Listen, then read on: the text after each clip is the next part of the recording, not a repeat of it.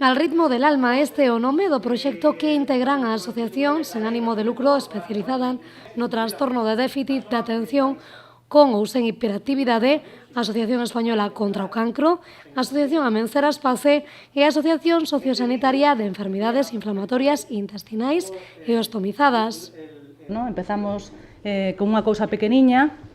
que acabou sendo enorme, na que se sumou muitísima xente, na que outras entidades, cando lles tendimos a man, non dudaron en participar no videoclip. É verdad que leva muitísimo tempo, é un traballo que nos costou casi 2 anos que estuvese terminado porque económicamente é complicado e había que esperar por la cantidade de xente que colaborou desinteresadamente no proxecto, pero bueno, por fin xa o temos aquí. Un ritmo da alma que nace co fin de potenciar a diversidade a día de hoxe, a través dun videoclip moi especial que se presentará oficialmente o 22 de xuño no Teatro Principal. Tamén era el encanto de encontrarnos e ver as dificultades que tiñamos nos de conocernos entre distintas entidades e hermanarnos, en el sentido de que, bueno, a través dun proxecto e de que tamén dependemos a veces de atenciones sanitarias, podemos buscar alternativas a esas atenciones sanitarias a través de este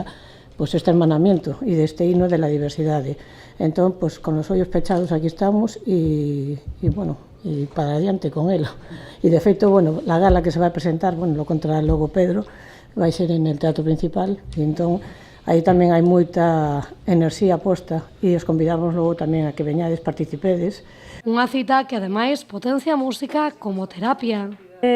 Que cada vez que esa canción se emita, cada vez que haxa un streaming, un dereito de autor, eses fondos vayan para que estas asociacións aquí presentes poidan dispoñer de fondos para poder ter aulas de musicoterapia nos seus centros, porque nos parece que pode axudar moito non só a xente que ten esas discapacidades ou esas limitacións, sino tamén os seus familiares, que tamén están sendo enfermos nese caso porque están codo con codo convivindo con esa discapacidade ou esa limitación e tamén se deprimen e tamén necesitan apoio e tamén necesitan terapia. E as protagonistas deste videoclip explicaron así de ben o que sentiron con este proxecto que naceu hai 2 anos. Claro, no momento de estar ali gravando, pois con todas as persoas, é unha cousa preciosa. Eu, sen dúbida, amei este proxecto, é super divertido, aparte estamos todos xuntos, dando voz a